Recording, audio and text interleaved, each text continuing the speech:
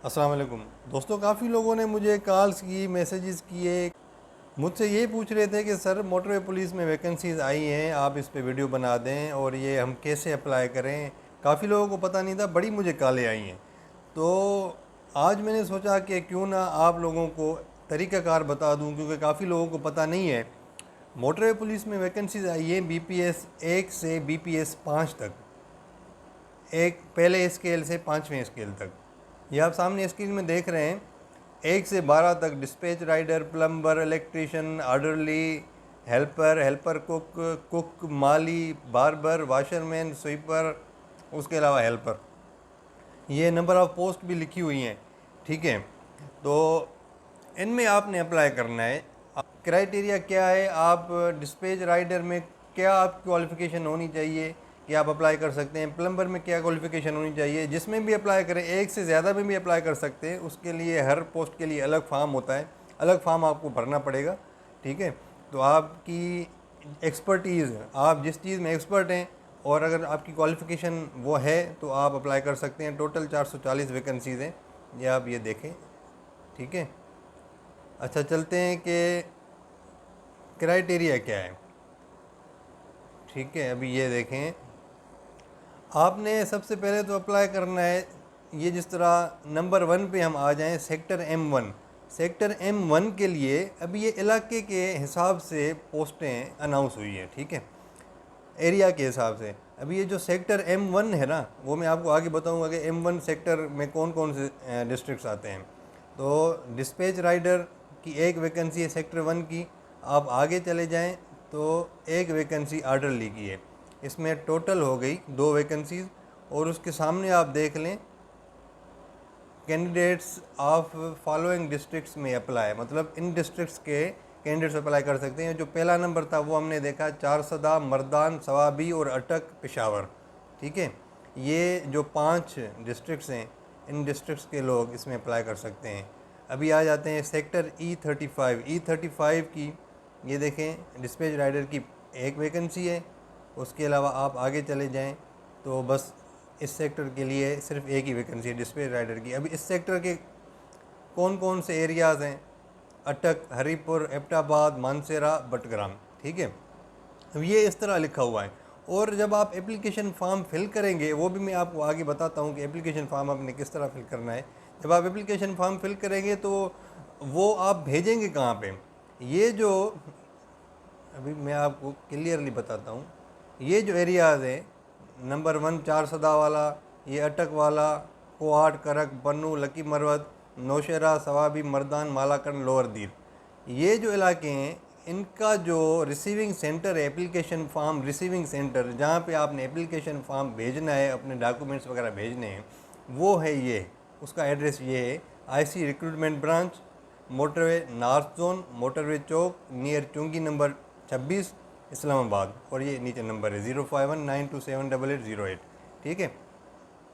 इसी तरह ये सारी चीज़ें लिखी हुई हैं, ठीक है। आप देख लें कि आप किस सेक्टर के हैं, किस सेक्टर के मतलब कौन से डिस्ट्रिक्ट के हैं, और आपने कौन सी पोस्ट के लिए अप्लाई करना है। तो आप उस हिसाब से अप्लाई करें, अगर आप क्वालिफाइड हैं उस हिसाब से, ठीक है।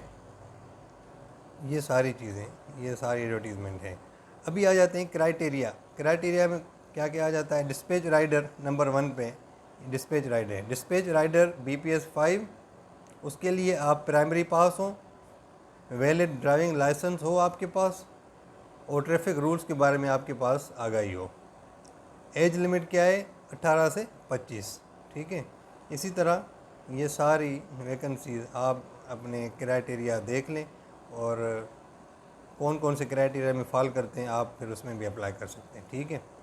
अच्छा, उसके बाद ये जनरल इंस्ट्रक्शंस हैं, ये आपने अप्लाई किस तरह करना है, एप्लीकेशन फॉर्म वगैरह कहाँ से मिलेगा, कौन सी वेबसाइट से मिलेगा, और आपने सही सही तरीके से फिल करना है सारी चीज़ें। NIC number, driving licence, experience certificate, कुछ भी आपके पास है तो आपने सारी चीज़ें सही तरीके से फिल करनी है। और उसके बाद अच्छा, उसके बाद इसमें लिखा हुआ है कि हर पोस्ट के लिए आप अलग अलग फॉर्म फिल करेंगे, जो मैंने आपको पहले बता दिया।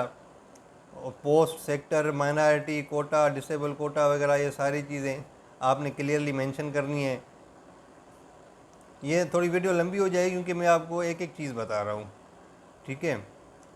अच्छा, इसमें ये आखिरी पॉइंट लिखा हुआ है, complete application form in all respect be send to courier या रजिस्टर्ड मेल के थ्रू आपने भेजना है। ये इंचार्ज रिक्रूटमेंट ब्रांच जो भी आपका बनता है आप उस पर भेज दें, ठीक है। उसके अलावा एज रिलैक्सेशन का ये लिखा हुआ है जनरल इंस्ट्रक्शंस में, 5 years general age relaxation in upper age limit, ठीक है। और age relaxation upper age limit shall be granted as per government rules. 5 साल की अपर एज लिमिट है, ठीक है, 5 साल की as relaxation upper age limit में, और गवर्नमेंट के रूल्स के मुताबिक ये सारा उसमें लिखा हुआ है। ये आप पढ़ लें किन किन के लिए कितने साल की रिलैक्सेशन है। और इसमें एक और पॉइंट जो मेन आपके लिए लिखा हुआ है कि जो भी आपने कोर्स किया है ना, फॉर एग्ज़ाम्पल कोई आपने डिप्लोमा किया है नेवटेक का, स्टेवटा, इस तरह का कोई भी आपने स्किल डेवलपमेंट का कोर्स किया हुआ है, तो वो भी आप लाजमी इसमें उसका सर्टिफिकेट भी अपनी एप्लीकेशन में लगाएं। इससे आपको फ़ायदा होगा और प्रेफरेंस दी जाएगी, ठीक है। और बोगस चीज़ें, बोगस डोमिसाइल या ये वो डॉक्यूमेंट्स वगैरह, गलत चीज़ें आपने नहीं करनी क्योंकि आप फिर डिस्क्वालीफाई हो जाएंगे। सारी चीज़ें चेक होंगी और आपके जो ओरिजिनल डॉक्यूमेंट्स हैं, अभी एप्लीकेशन फॉर्म के साथ आपने फ़ोटोकॉपीज़ भेजनी है, और ओरिजिनल डॉक्यूमेंट्स आपका स्किल टेस्ट जब लिया जाएगा तब आपको कहा जाएगा कि आप ले आएँ, वो आपके ओरिजिनल डॉक्यूमेंट्स चेक होंगे, ठीक है। अभी आ जाते हैं, ये एडवर्टीज़मेंट मेरा ख्याल है कि आपको सारी समझ आ गई। अभी आ जाते हैं एप्लीकेशन फॉर्म पे। एप्लीकेशन फॉर्म कहाँ से डाउनलोड होगा? गूगल में जाए, NHMP लिखें, ठीक है। NHMP जैसे लिखेंगे सबसे पहले नेशनल हाईवेज मोटरवे पुलिस की वेबसाइट आ जाएगी ऊपर, इसको आप ओपन करें, सबसे नीचे जाएं, ये येलो जो पट्टी है इसमें लिखा हुआ है सबसे पहले कैरियर्स में जाएं, और ये एप्लीकेशन फॉर्म है, ये एप्लीकेशन फॉर्म यहाँ से डाउनलोड कर लें। इसको आप करेंगे, ये डाउनलोड को क्लिक करेंगे तो आपका एप्लीकेशन फॉर्म डाउनलोड हो जाएगा। मैंने पहले ही किया हुआ है। अभी चलते हैं एप्लीकेशन फॉर्म पे। अभी ये सबसे पहले ऊपर application form for the post of, आपने अपनी वैकेंसी जिसके लिए आप अप्लाई कर रहे हैं पोस्ट के लिए उसका नाम लिखेंगे। मिसाल के तौर पर इलेक्ट्रिशियन, तो आपने यहाँ पे इलेक्ट्रिशियन लिख लेना है। उसके बाद आपने अप्लाइंग फॉर सेक्टर, ये आपने ध्यान से लिखना है, ठीक है। कौन से सेक्टर के लिए आप अप्लाई कर रहे हैं? सेक्टर M1 है तो आपने इसके सामने यहाँ पे M1 लिख लेना है। उसके अलावा अगर आप माइनॉरिटी, वुमेन या डिसेबल हैं तो आपने उसके सामने सेक्टर के साथ ही बिल्कुल आपने वो भी लिख लेना है, डिसेबल कोटा या वुमेन कोटा या माइनॉरिटी कोटा, ठीक है। उसके अलावा आपने डिस्ट्रिक्ट ऑफ डोमिसाइल लिखना है। ये सामने जो भी आपका डिस्ट्रिक्ट है जहाँ से आपने डोमिसाइल बनवाया हुआ है, ये नहीं कि आप मिसाल के तौर पे रहते लाहौर में, आपका जो डोमिसाइल है वो मुल्तान का है, तो आपने लाहौर नहीं लिखना, आपने फिर मुल्तान ही लिखना है क्योंकि आपका डोमिसाइल मुल्तान का है, ठीक है। और उसके बाद ये नीचे इंस्ट्रक्शन में लिखा हुआ है कि आपने ब्लॉक लेटर्स में फॉर्म फिल करना है। अभी आ जाते हैं नीचे एप्लीकेशन नेम पे, नेम ऑफ एप्लीकेंट, आपने ब्लॉक लेटर्स मतलब बड़ी ABC, ठीक है। तो आपने उसमें अपना फॉर्म फिल करना है। Father's name, district of domicile वो आप लिखेंगे। ड्राइविंग लाइसेंस नंबर अगर आपके पास है ड्राइविंग लाइसेंस तो आपने वो लिखना है, और जहाँ पे रिक्वायरमेंट है आपने वो तो लाजमी लिखना है। उसके बाद टाइप लिखना है, टाइप के बाद डेट ऑफ बर्थ है, gender male female, marital status married हैं या अनमैरिड हैं। उसके बाद रिलीजन आपने लिखना है, मुस्लिम है या नॉन मुस्लिम है। अगर नॉन मुस्लिम है तो अपना सर्टिफिकेट अटैच करेंगे। डिसेबल हैं या नहीं है, येस और नो, अगर आप येस को टिक करते हैं तो आपने वो भी सर्टिफिकेट आपने लाजमी लगाना है। CNIC नंबर लिखेंगे, ठीक है, मोबाइल नंबर, फ़ोन नंबर। उसके बाद पोस्टल एड्रेस लिखेंगे, वो एड्रेस लिखेंगे जहाँ जो आपका पोस्टल एड्रेस हो, जहाँ पे आप रहते हो, जहाँ पे आपको कोई भी कुरियर आए तो रिसीव हो, तहसील, डिस्ट्रिक्ट, ठीक है। उसके बाद एजुकेशन क्वालिफ़िकेशन लिखेंगे। नंबर 1 में है, आपने मिसाल के तौर पे मैट्रिक किया है तो सबसे पहले मैट्रिक लिखेंगे। उसके बाद नेम ऑफ इंस्टीट्यूट कहाँ से किया है, बोर्ड या यूनिवर्सिटी कौन सी है, मार्क्स कितनी है, टोटल मार्क्स कितनी है, और आपका ग्रेड कौन सा है। तो इस तरह आपने अपने क्वालिफ़िकेशन लिखनी है। उसके बाद आ जाता है गवर्नमेंट एम्प्लॉय। अगर आप हैं तो येस को टिक करेंगे, और अगर येस को टिक करेंगे तो आपको फिर NOC नो ऑब्जेक्शन सर्टिफिकेट जिस डिपार्टमेंट में आप काम कर रहे हैं वहाँ से लेना होगा, और वो आपको अटैच करना होगा। उसके बाद एक्सपीरियंस, अगर आपके पास कोई एक्सपीरियंस है, कोई आपने तजुर्बे का सर्टिफिकेट है आपके पास, आप तो वो आप लिखेंगे डिपार्टमेंट या ऑर्गेनाइजेशन कौन सी है, पोस्ट कौन सी पे आपने काम किया है, फ्राम कब से टू कब तक, टोटल पीरियड साल महीने और दिनों में। ठीक है, ये आपने लिख लेना है, और ये अगर किया है तो लाजमी लिखें, सर्टिफिकेट भी अटैच करें, आपको फ़ायदा होगा। अच्छा, उसके बाद है वेदर कन्विक्टेड और अरेस्टेड इन एनी केस, अगर कभी आप अरेस्ट हुए हैं या सज़ा याफ्ता हैं तो वो भी लिखेंगे। ठीक है, उसके बाद आपने नीचे डेट लिख लेनी है और साइन कर लेनी है। ये आपका फॉर्म हो गया, और इस फॉर्म के साथ आपने यहाँ पे अपनी तस्वीर पेस्ट करनी है।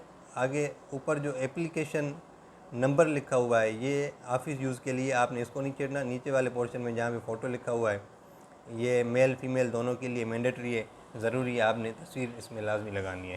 ठीक है, ये हो गया भाईजान आपका एप्लीकेशन फ़ॉर्म।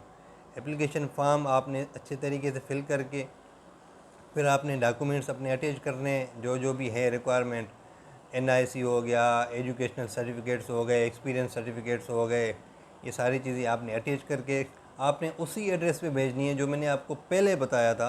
अगर आप सेक्टर M1 के हैं, ये देखें, अगर आप sector M1, sector E35, N55, सवाद एक्सप्रेसवे, इन सेक्टर्स के हैं तो आपका जो रिसीविंग सेंटर है, एप्लीकेशन रिसीविंग सेंटर है, वो ये है।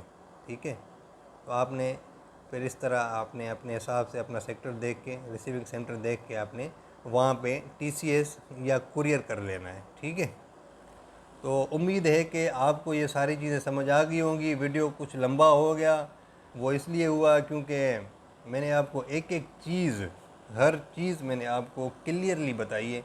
तो आप कोशिश करें जल्दी जल्दी अप्लाई करें, क्योंकि लेट अगर फॉर्म आपका रिसीव होगा तो आपको एंटरटेन कंसिडर नहीं किया जाएगा। 15 दिन तक ये वैलिड है। मेरा ख्याल ये 28 को आई है, तो 28 को 15 ऐड कर लें तो यही होगा। ये 15 दिन के लिए वैलिड है, तो ये देख लें कि 15 दिन कब तक बनते हैं। आप कोशिश करें कि जल्दी जल्दी आखिरी डेट का वेट ना करें, और एप्लीकेशन फॉर्म आप अपना अच्छे तरीके से फिल करके भेज दें। तो मुझे भी दुआ में याद रखें। उम्मीद है कि आपको सारी चीज़ें समझ आ गई होंगी। थैंक यू वेरी मच दोस्तों, अल्लाह हाफ़िज़।